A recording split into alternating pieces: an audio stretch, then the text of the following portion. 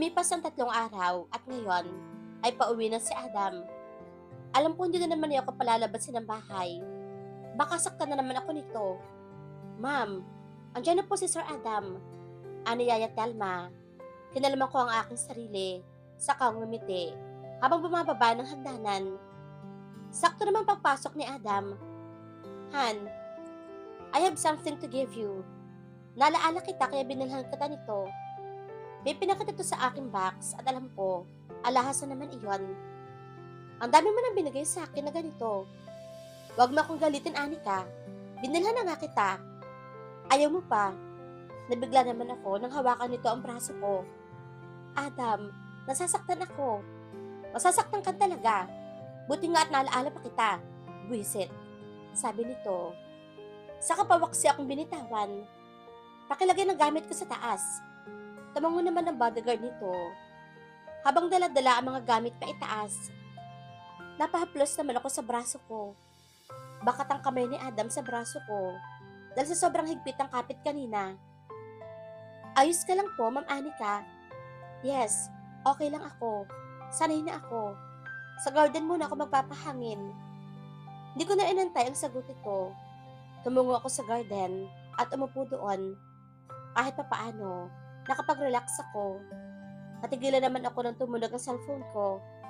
Yes, Ashton, napatawag ka. Are you free today? Labas tayo.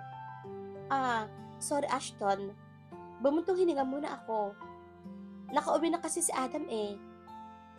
Sandali namang natigilan ang kabilang linya. Ganoon ba? Sige, next time na lang. Susundin ko din kasi si Miranda ngayon.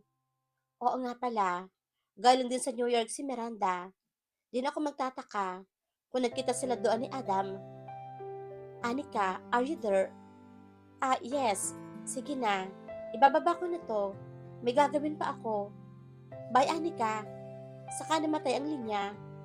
Ako mang tatayo na ako nang mapangiwi ako nang biglang may humatak sa aking buhok. Sino ang kausap mo? Si Adam iyon at kita-kita sa mata nito ang galit. Pilit ko tinatanggal ang kanyang kamay sa buhok ko dahil sobrang sakit. Masakit, Adam. Tama na. Di ko na napigilan pang mapaiyak. Nakatanggap pa ako ng sampal dito. Who called you? Who's that fucking bastard? Sigaw nito sa akin habang pahigpit ang kapit sa aking buhok. Tama na, Adam. Nasasaktan na ako. Pero hindi ito nakinig. Si Ashton, kaibigan natin, ang tumawag sa akin. Binitawan nito ang buhok ko, saka ako hinarap. Ayaw ka nang gagamit ka ng cellphone. Give me your phone. Kung ayaw mo, itali na din kita sa bahay. Wag ang phone ko, Adam. Baka tumawag ang parents ko. Give me your phone, Anika. Wag mong hintayin. Magalit pa ako. Nang hindi ko ibigay ang phone ko, sa pilitan nitong kinuha sa akin. Humawak pa ako sa braso nito, pero sampal ang natamo ko, kaya natumba ako. Don't you dare to disobey what I said, Anika. Anito, saka ako iniwan. Naglandas na lamang ang luha ko, dahil sa sakit ng pisngi ko at ulo ko. Bakit ba nangyayari sa akin ito? Bakit ba ako nahihirapan ng ganito? Ma'am Anika, Diyos ko po, Ma'am Anika, tumayo po kayo dyan. Pilit naman akong tinatayo ni Yaya Telma, pero masyadong nanghina ang katawan ko. Pagod na ako, Yaya. Sabi ko, ito na lamang ang tanging kong nasabi. Hindi mapakali si Adam sa kwarto. Dahil bigla na lang daw nawala ng malay si Anika, kanina sa garden. This is my fault, right? This is my fucking fault. Kung hindi ko siya sinaktan, hindi mangyayari ito sa kanya. Wala pa rin pumalay si Ma'am Anika. Napalingon naman ako kay Yaya Telma. Isa sa malapit kay Anika. Leave. Ako nang bahala sa kanya.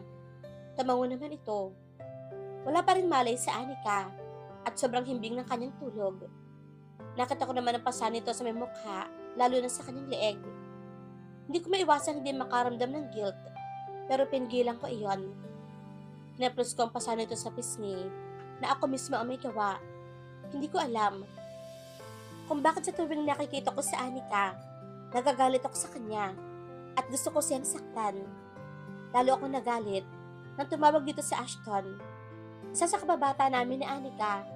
Alam ko naman na may gusto ito kay Anika, pero malas niya dahil kinasal sa akin si Anika. Pero ikakasal din ito kay Miranda, sa babaeng una ko minahal, at hanggang ngayon, mahal ko pa rin. Hindi mawala ang pagkagusto ko dito, kahit kinasal na ako.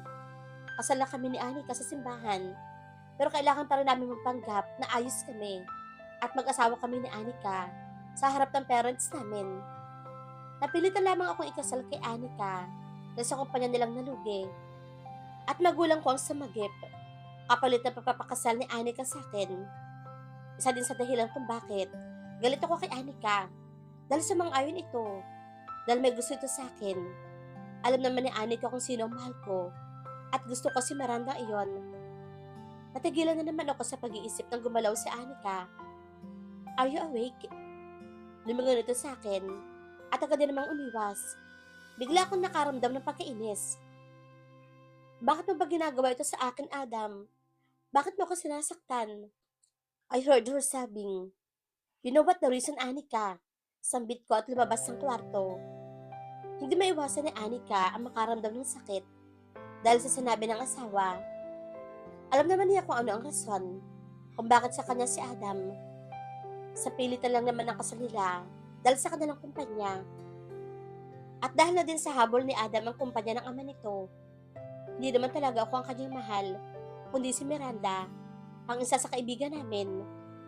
Kaagad kong pinunasan ng luha ko na may kumatok sa pinto at bumungad sa aking si Yaya Telma na may dalang pagkain.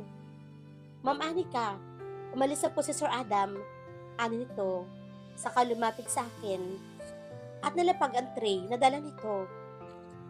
Sinabi pa niya kung saan siya pupunta. Umiling naman si Yaya Telma. I know. Pupunta na naman siya sa kanyang babae. Hindi ko maiwasang makaramdam ng inggit kay Miranda. Sana ako na lang si Miranda para naman kahit pa paano maramdaman ko na mahal ako ni Adam. Madaming tinapos si Adam ng trabaho at inabot ito ng gabi. Matapos lamang ang kanyang mga pipirmahan na hindi niya naalaala na pag-usapan nila ni Anika kanina bago ito umalis ng bahay at nag-focus na lamang sa trabaho na bumukas ng pinto at bumungad sa kanya si Miranda. Babe, are you done? Let's go. Umuwi na tayo. And I'm sure pagod ka. Napangiti naman ako saka tumayo at lumapit dito saka nayakap ang biwang na babae. Let's go home, babe. Tumango-tango naman ito. Saka hawak kaming lumabas ng kumpanya. Love, natigilan naman kami ni Miranda na makita si Ashton, ang fiancé ni Miranda. Agad binitawan ni Miranda ang kamay ko. Ashton, anong ginagawa mo dito? Tanong ni Miranda. Sinabi sa akin ng sekretary mo na may meeting kayo ni Mr. Archer, kaya pumunta ako dito. At sakto, nakita ko kayo magkasama. Saan ang punta nyo? Saka bumaling sa akin ang tingin ni Ashton. Magka-coffee lang sana. Sa labas. Para pag-usapan about dun sa meeting namin. Sakto naman nakita ka namin. Dahilan naman ito na may pagkataka sa tingin ni Ashton sa amin. Pwede bang sumama? Para sabay na tayong umuwi kapag tapos na kayo. Nilingon pa ako ni Miranda.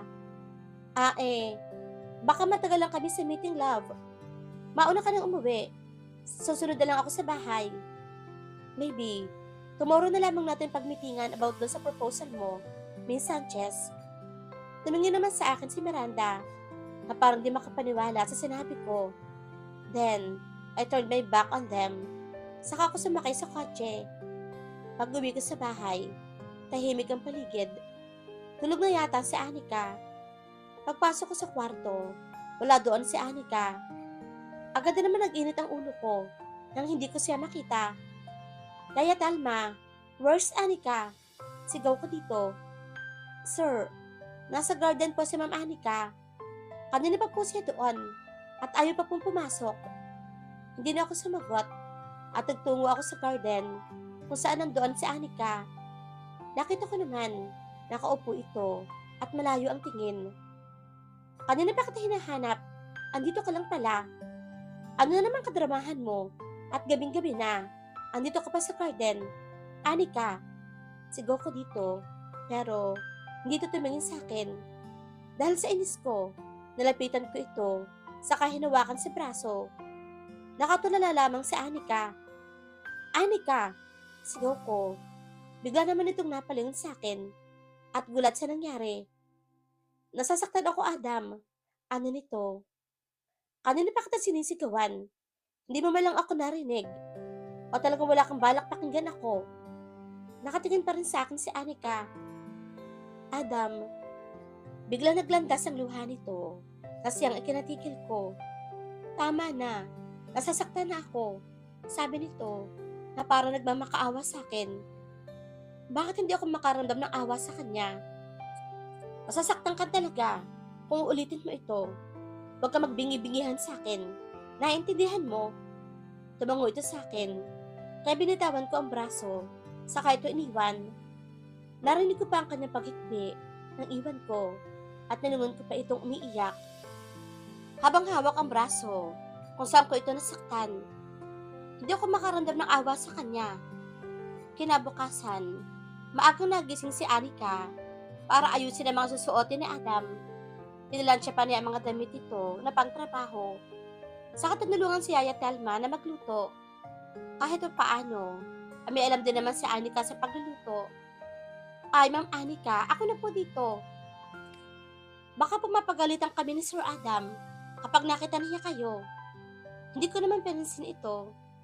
Hayaan niyo na po ako, Yaya Telma. Minsan lang ito.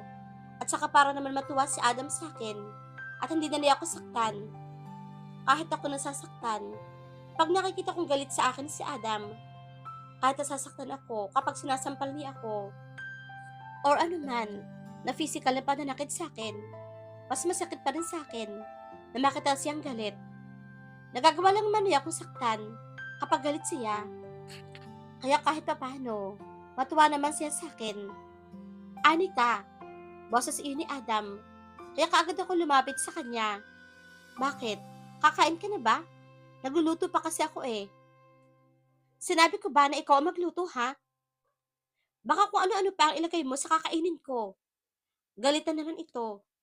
Hindi ko naman gagawin sa'yo. Shut up at pakainin mo na ako dahil may trabaho pa ako. Tumango na lamang ako at saka tumungo muli sa kusina.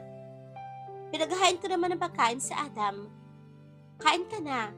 Sana magustuhan mo ang luto ko. Hindi siya kasing perfect ng mga inaasahan mo, pero okay naman siya. Tinikman naman ito ang pagkain hinain ko. Natuwa naman ako nang hindi ito umangal at magana ang pagkain. Seriously, you gonna watch me while I'm eating, Anika? Natulos naman ako sa kanyang sinabi. Kaya naman inalis ko ang apron ko at naupo sa kanyang tabi at sumandok ng pagkain. Lagyan mo ng yelo yung pasa mo. Baka pumunta dito ang parents ko. Kung ano na naman ang sabihin. Kaagad ko naman tinakluban ang pasa sa braso ko. Sige. Lalagyan ko mamaya. Hindi na ito sumagot. At nagpatuloy na lamang ako sa pagkain. Natutuwa ako. Dahil hindi nagreklamo si Adam sa pagkain. Kaya isang sign na iyon para sa akin.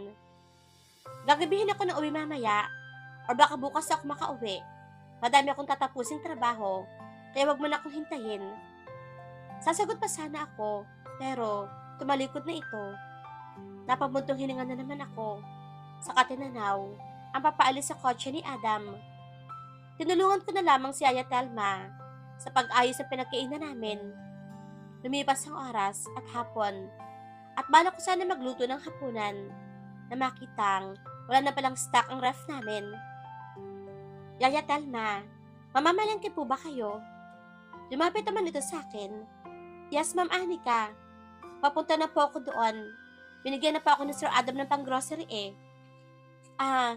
Pwede po bang sumama ako? Nag-aalangan pa ito. Sasama na lang ako, Yaya. Saka kasama naman po kayo.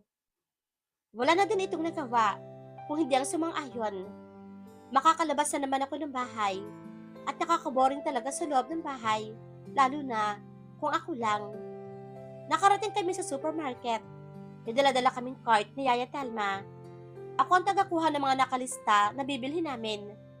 Habang nasa gitna kami ng aming pamimili, ay may nahagip ako. Babe, ano pa ang bibilihin natin? Rinig kong sabi ng babae, kaya hinanap ko kung asan iyon. Anything you want, babe. Halos malaki ang mga mata ko na makita si Miranda at si Adam na namimili. Nakatuksido pa si Adam. Si Miranda naman ay nakayakap sa braso ni Adam. Para lang sila mag-boyfriend sa ganoong posisyon. Hindi ko maiwasang hindi mapaluha. Bakit ganito? Ang sakit palang makita sa akto na ganito sila. Ma'am Anika, umuwi na po tayo. Ani Yaya Telma, na mukhang napansin din ako. Tumango ako dito at pinanasan ang luha ko.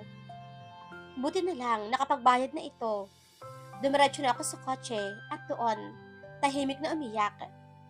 Mas masakit na makita yung lalaking mahal mo, kasama ang babaeng totoong mahal nito, at wala nang sasakit pa sa nararamdaman ko. Para akong nadudurog. Kalma, Anika. Kaya mo yan. Kalma lang, okay? Kakayanin mo yan. Huwag ka munang sumuko. Pagpapakalma ko sa aking sarili. Pero marupok ang luha ko dahil naglandasan naman iyon. Ang sakit, Adam. Hindi ko akalain na makikita ko si Adam kasama ang babaeng mahal nito. Masakit man isipin, pero na makita ko iyon. Nakita ko yung saya ni Adam na hindi ko kayang ibigay kapag ako ang kasama. Yung saya na hindi ko maibigay sa kanya dahil hindi naman talaga ako ang kanyang mahal. Kahit pilitin ko yung sarili ko sa kanya na one day, mahalin din niya ako. Na sana one day, ako naman yung kanyang pipiliin at maging dahilan kung bakit siya masaya. Pinipilit ko yung sarili ko sa kanya na kahit alam ko, wala talaga. Pilit pa rin akong pumapasok sa buhay niya. Sobrang sakit lang kasi kahit mag-asawa na kami, hindi ko pa rin maramdaman na sa akin siya. Na makauwi kami sa bahay, hindi ko muna inisip yung nakita ko dahil masakit nasasaktan ako. Akala ko magiging masaya ako kapag kinasal ako sa kanya. Akala ko lang pala iyon. Akala ko magiging madali ang lahat para sa amin. Hindi pala. Lahat ay puro akala lang. Kahit masakit, kinakaya ko kasi mahal ko si Adam. Na kahit masakit, ayos lang. I want him to be happy with me. And also, to be a good husband to me. I want that. But I guess, it's impossible to happen. Ma'am Anika, okay lang po ba kayo? Hindi ko po nabili ang lahat ng kailangan natin dito sa bahay. Pasensya na po kayo. Sumama kasi yung pakiramdam ko Okay lang naman po sa akin kung babalik kayo para bilhin yung iba pang kailangan natin. Pasensya na po. Kasi nakaabala pa ako sa inyo. Paghingi ko ng paumanhin dito. Ma'am Anika, pasensya na po kayo. Kasi kailangan niyo pang makita iyon. Alam ko pang nasasaktan kayo. Pero hindi niyo lang po pinapahalata. Bilib din po ako sa tibay ng inyong dibdib. Kahit harap-harapan na kayong niloloko ni Sir Adam, hindi pa rin kayo sumusuko sa kanya. Pero ma'am, sana isang araw, ma-realize din yung tao pa rin kayo. Na may damdamin kayo. Sa sinabi niyang iyon, biglang nag-sink in sa akin ang lahat. Simula una, kung paano ko nasasaktan ni Adam, pero bulag talaga ako sa pagmamahal ko sa kanya. Masyadong malalim ang aking pagmamahal sa kanya, kaya kahit sa sakit, hinahayaan ko lang.